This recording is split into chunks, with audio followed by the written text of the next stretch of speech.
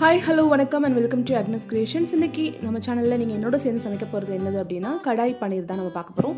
ரொம்ப ஈஸியா ரொம்ப சிம்பிளா இருக்கும். டேஸ்ட் வந்து ரொம்ப ரிச்சா இருக்கும்.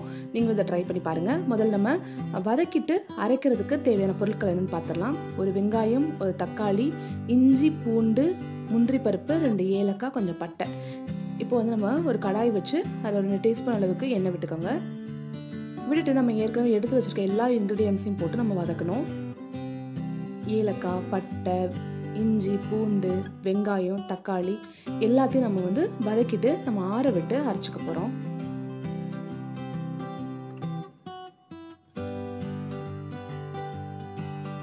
வெங்காயமும் தக்காளியும் ஓரளவுக்கு வதங்கினதுக்கு அப்புறமா நம்ம முந்திரி பருப்பும் கசகசாவும் ஒரு டீஸ்பூன் அளவுக்கு கசகசாவும் சேர்த்து நல்லா மிக்ஸ் பண்ணிட்டு நம்ம ஆஃப் பண்ணிடலாம். இதுக்கப்புறம் வதங்கணும்னு அப்படி அவசியம் இல்லை.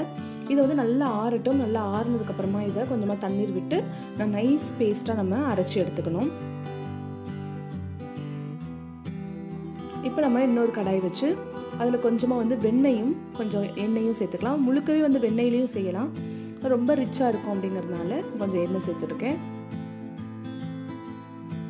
இப்போ நம்ம இந்த மாதிரி வெங்காயத்தை க்யூப்ஸாக கட் பண்ணி சேர்த்துக்கலாம். சும்மா ரஃபாக கட் பண்ணி போட்டால் போதும். ஏன்னா கடாய் பனீரில் வெங்காயம், கேப்சிகம்லாம் வந்து நல்ல பெரிய பெரிய சைஸாக இருந்தால் தான் சாப்பிட்றதுக்கும் பார்க்குறதுக்கும் ரொம்ப நல்லாயிருக்கும். இப்போ வந்து நம்ம வந்து குடமிளகாவையும் சேர்த்து வதக்கிக்கலாம். இப்போ நம்ம இது தேவையான உப்பு, மிளகாய்த்தூள், கரம் மசாலா தூள் எல்லாம் சேர்த்துக்கிட்டு இதை வந்து நல்லா பச்சை வாசனை போகிற வரைக்கும் வதக்கிக்கலாம். மஞ்சள் தூள் சேர்க்காதீங்க. கலர் வந்து வேறு மாதிரி குழம்பு மாதிரி ஆகிடும்.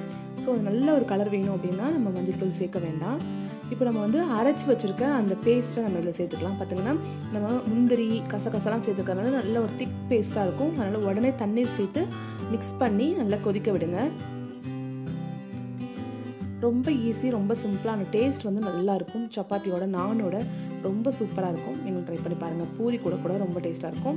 இப்போ நல்லா கொதிச்சதுக்கப்புறமா இதில் நம்ம தேவையான பனீரை வந்து க்யூப்ஸாக கட் பண்ணிவிட்டு அதையும் சேர்த்து நல்லா மிக்ஸ் பண்ணிக்கலாம்.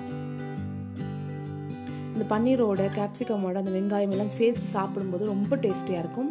நீங்களும் ட்ரை பண்ணி பாருங்கள். இது வந்து இனிமேல் ஒரு 5 மினிட்ஸ் வந்து இது பாயில் ஆனால் போதும். கொதிச்சதுக்கப்புறம் நம்ம ஆஃப் பண்ணிடலாம். எந்த அளவுக்கு திக் கன்சிஸ்டன்சி உங்களுக்கு வேணுமோ அந்தளவுக்கு நம்ம இது பண்ணிக்கலாம். இன்னும் கொஞ்சம் திக்காக வேணும்னா இன்னும் கொஞ்சம் நேரம் வச்சா இன்னும் திக்காகிடும். சூப்பராக இருக்கும் இந்த கடாய் பனீர். நீங்களும் ட்ரை பண்ணி பாருங்கள். ட்ரை பண்ணி பார்த்துட்டு எப்படி இருக்குன்னு சொல்லுங்கள். சூப்பரான கடாய் பனீர் தயார். இந்த வீடியோ உங்களுக்கு பிடிச்சிருந்ததுன்னா லைக் பண்ணுங்கள், ஷேர் பண்ணுங்கள், சப்ஸ்கிரைப் பண்ணுங்கள். வீடியோ பார்த்ததுக்கு ரொம்ப நன்றி.